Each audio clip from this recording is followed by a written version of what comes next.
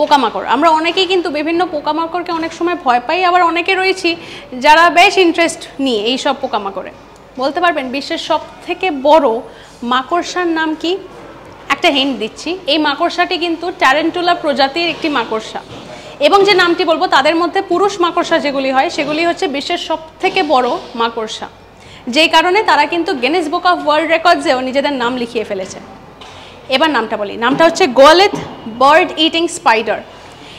এদেরকে প্রথম যেখান থেকে উদ্ধার করা হয়েছিল সেটা হচ্ছে ভেনেজুয়েলা, সাউথ আমেরিকার ভেনেজুয়েলা থেকে প্রথমবার উদ্ধার করা হয়, এবং সালটি হচ্ছে 1965।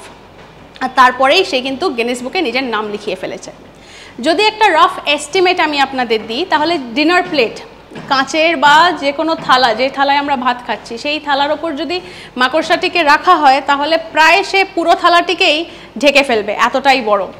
আর এর ওয়েট প্রায় 175 গ্রামের আশপাশ হয়, মানে বুঝতেই পাচ্ছেন কত বড়। আর এইটাই কিন্তু বিশ্বের বৃহত্তম মাকড়সা। এরকম অনেক ফ্যাক্টস রয়েছে আপনাদের জন্য, তাই লাইক শেয়ার সাবস্ক্রাইব করুন এবং সঙ্গে রাখুন আজ তাক বাংলাকে।